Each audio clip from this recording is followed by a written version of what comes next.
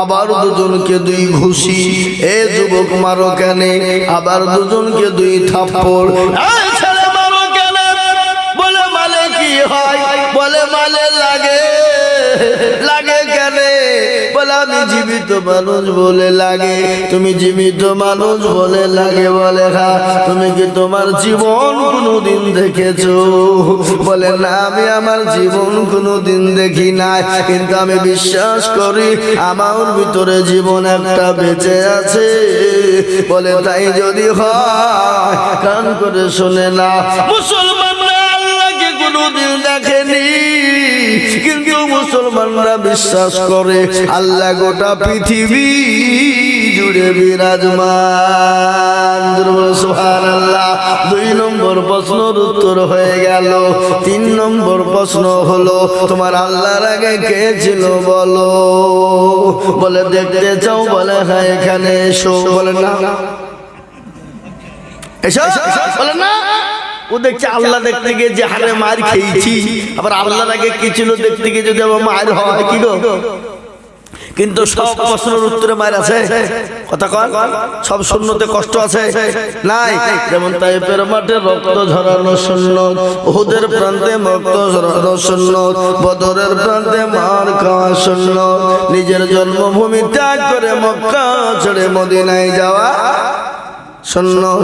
আল্লাহ নবী যখন মানুষের দুয়ারে দুয়ারে বললেন তোমরা আমাকে মেনে নাও, আমার আল্লাহকে মেনে নাও, রাসূলকে মেনে নাও, দ্বীনকে মেনে নাও, কোরআনকে মেনে নাও, কাফের বেঈমানেরা আমার নবীর উপর এত অত্যাচার করেছিল, এত জুলুম করেছিল রে বাপ, বিশ্ব নবীর গোটা শরীরটাকে তাইফের ময়দানে কাফের বেঈমানরা পাথর মেরে মেরে মেরে মেরে মেরে নবীর গোটা শরীরটাকে লাল জবা ফুলের মতন করে দিয়েছিল বাবা।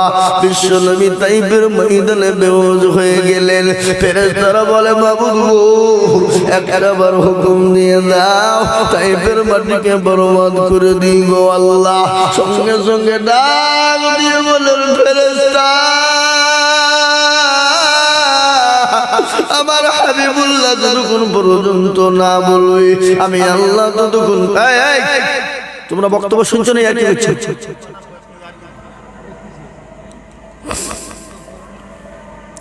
বিশ্ব নবী ও এরা শুনবে না, লারে লাপ্পা হলে এতক্ষণ শুনছে, এখানে নায়ক নায়িকাকে লিখে দেন, ডান্স দিত কার একবারে লেহাল নাকি কি বলছে, তোমরা গোলমাল করলে আমি দোয়া করে দেবো, চুপচাপ শোনো।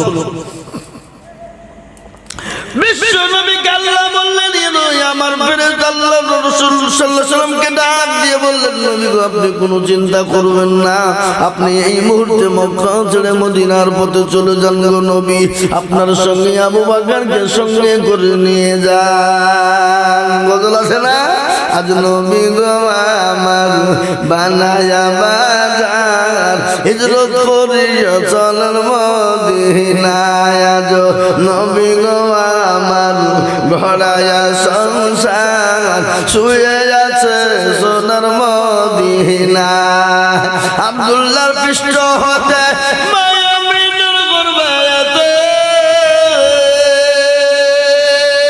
জন্ম নিলেন নবী মক্কাতে, আজ নবী গো আমার ঘোড়ায়া বাজার হিজরত করিয়া চলেন মদিনায়, আজ নবী গো আমার বানায়া বাজার শুয়ে আছে সোনার মদিনায়।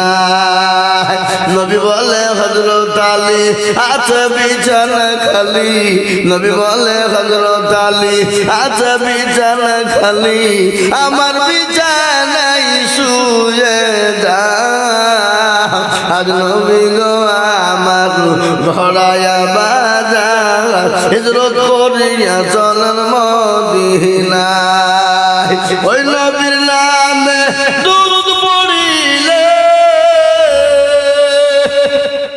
ওই নবীর নামে দুরূদ পড়িলে হাবিয়া দুজক নিভে যায়, আজ নবী গো আমার ঘরায়া বাজার হিজরত করিয়া চলেন মদিনায় আজ নবী গো আমার বানায়া সংসার শুয়ে আছে সোনার মদিনায়।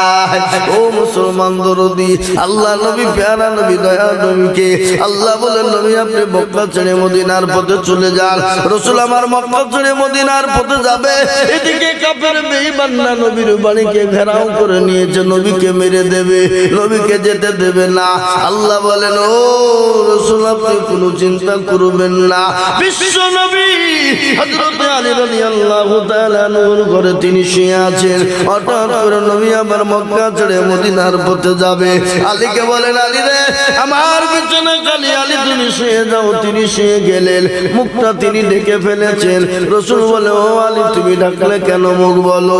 বলে ইয়া রাসূলুল্লাহ কাফের বেঈমানরা যখন আপনার ঘরের ভিতরে ঢুকবে, ঢোকার পরে যখন দেখবে মুহাম্মদ শুয়ে আছে, গর্দানে ছুরি চালিয়ে দেবে গো নবী।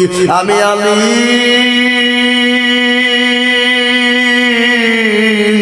দুটুকরো হয়ে যাব। কিয়ামতের দিন আল্লাহ যখন বলবে ওরে আলী বল তোর গর্দান কেন আলাদা হয়ে গেল? আমি বলবো মাবুদ মাওলা আমি আলী তো দুনিয়ার জমিনে কিছুই করতে পারি না। ওগো আল্লাহ ওগো রব্বুল আলামিন তোমার আলী তোমার আল্লাহ তোমার হাবিবের জন্য আমি আলী আমার গর্দান টুকুন দিয়েছি গো আল্লাহ। মুসলমান দরদি ভালোবাসা কাকে বলে, মহব্বত কাকে বলে রে বাবা? কদিনের জিন্দেগি রে যুবকেরা, কদিন বাঁচবা, কবে কখন কোন টাইমে চলে যাবা জীবনের কোনো গ্যারান্টি নেই। আছে গো জোরে বলুন আছে? জীবনের কোনো গ্যারান্টি নাই, জীবনের কোনো দাম নাই, জীবনের কোনো মূল্য নাই, জীবনের কোনো দাম নাই রে যুবক। ও যুবক কবরের কথা মনে পড়ে না? ও যুবক রে কবরের কথা মনে হয় না? ও যুবক রে কবরের কথা কি মনে চায় না? আমাদের সামনে কত যুবক দুনিয়া থেকে বিদায় হয়ে গেল। এই তো গত পরশুদিন আমার গ্রামে একটা তরুণ যুবক 25 থেকে 26 বছর বয়স হবে রে বাবা, ওই যুবক মারা গেল। তাকে জানাজা পড়ে মাটি দিয়ে এলাম। আমি আপনাদেরকে বলবো অনেক মানুষ বোম্বে দিল্লি গুজরাট কেরালায় কাজে যায় না গো জোরে বলুন যায় না? এই যায় কি যায় না? কাজে যায়, কাজে যাওয়ার পরে বাড়িতে চলে আসে। বাড়িতে আসার পরে মাকে ফোন দিয়ে বলে কলকাতায় নেমে বলে মা আমি বাড়ি আসছি। মা বলে কেন রে বেটা কোথায় আছো? বলে মা আমি এখন কলকাতা শপিং মলে ঢুকেছি। বলে বেটা কি নিবি বল? বলে মা বলো তুমি কি নেবা?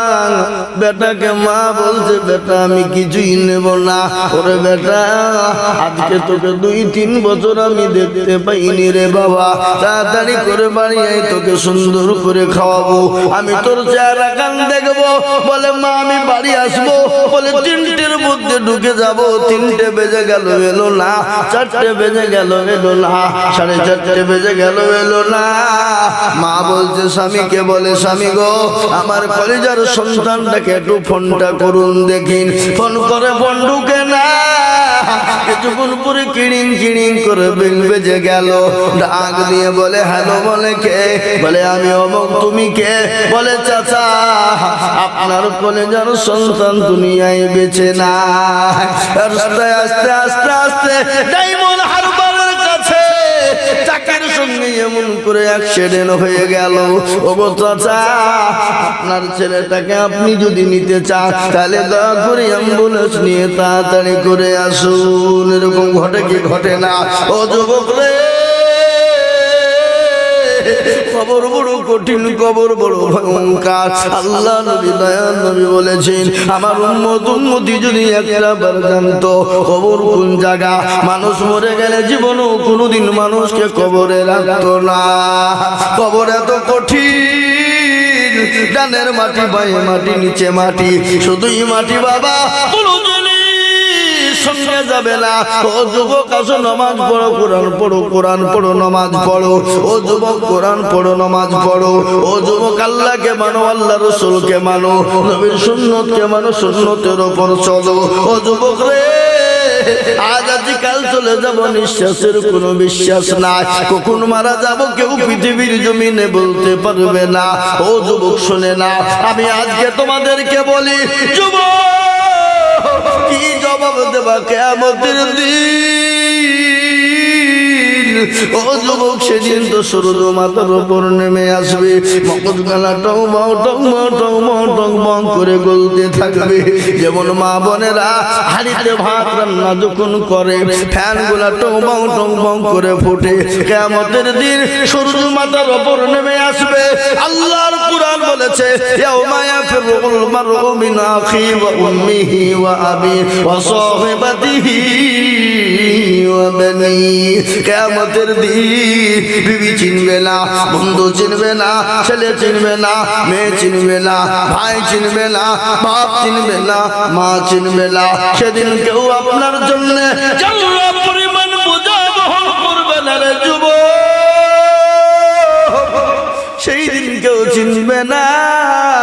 দুনিয়ার মুখে যদি তুমি আল্লাহকে মেনে নাও, আল্লাহ রাসূলকে মেনে নাও, কোরআনকে মেনে নাও, মসজিদ মুখী হয়ে যাও, দ্বীনমুখী হয়ে যাও, ঈমানমুখী হয়ে যাও, কবরে তুমি জায়গা পেয়ে যাবা, পরকালে তুমি জায়গা পেয়ে যাবা। আল্লাহুম্মা সাল্লি আলা পানি খাবো।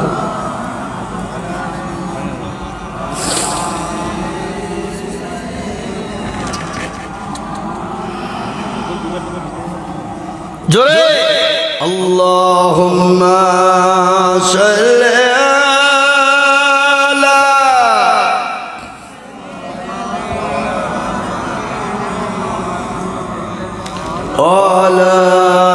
আলি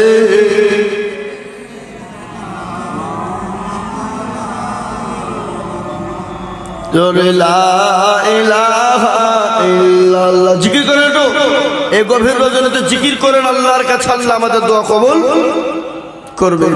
আর নবীজি বলেছেন তিনটা মানুষের দোয়া কবুল হয়। কয়টা? তিনটা। এক হলো জোয়ান, এক হলো মজলুম, এক হলো মুসাফির, আর এক হলো মা। মা বাপ যদি সন্তানের জন্য দোয়া করে, সেকেন্ডের মধ্যে কবুল হয়ে যায়। হয় না ধরে বলুন, শোনাবো আপনাকে, একটু জিকির করুন। লা ইলাহা ইল্লাল্লাহ। জোরে আপনাদের ঘুম আসছে বুঝতে পারছি আমি। লা ইলাহা ইল্লাল্লাহ। জোরে লা ইলাহা, জোরে লা ইলাহা ইল্লাল্লাহ, লা ইলাহা ইল্লাল্লাহ, লা ইলাহা ইল্লাল্লাহ, লা ইলাহা ইল্লাল্লাহ, মুহাম্মাদুর রাসূলুল্লাহ সাল্লাল্লাহু আলাইহি ওয়াসাল্লাম। ও মুসলমান, দরুদি একটা ঘটনা মনে পড়ে গেল। বিশ্ব নবী যেদিন দুনিয়া থেকে বিদায় হয়ে যাবে, বিদায় লগনে বিশ্ব নবী মা আয়েশা রাদিয়াল্লাহু তাআলা আনহার মাথার উপর, ওর পায়ের উপর, ওর উপর মাথা দিয়ে শুয়ে আছেন। নবীজির মাথায় প্রচন্ড বেদনা, প্রচন্ড যন্ত্রণা সহ্য করতে পারেন না। নবী বলেন, আয়েশা এই সময়টা কোন সময়? বলে, নবী গো, এটা হলো আসরের টাইম। এ বাবা, আপনারা আমার কথা বুঝতে পারছেন তো নাকি? অসুবিধা হয়ে যাবে না? আপনারা তো আমার ভাষা না বুঝতে পারেন, 24 পরগনার লোক তো। বিশ্ব নবী বলেন, আয়েশা এটাই বলবো তুলবেন, এটা কোন সময়? বলে, ইয়া রাসূলুল্লাহ, এটা আসরের টাইম গো নবী। বলে তাই নাকি? বলে আয়েশা আমার মাথা নেটনি, তুমি মসজিদে নববীর দিকে ঘুরিয়ে দাও। নববীর দিকে ঘুরিয়ে দেওয়া হলো। নবীর দুই চোখের কোন দিয়ে গড় গড় গড় গড় গড় গড় গড় গড় গড় গড় করে পানি সরে যায়। নবীজি বললেন আয়েশা আমার মাথাটা নিচু করে দাও। আয়েশা রাদিয়াল্লাহু তাআলা আনহা বললেন নবী গো, ওগো আল্লাহর হাবিব আপনার চোখে পানি কেন? বলে আয়েশা আমি নবী দুনিয়া থেকে বিদায় হয়ে যাব, কিন্তু আমার উম্মতি কিয়ামত পর্যন্ত নামাজ আদায় করবে।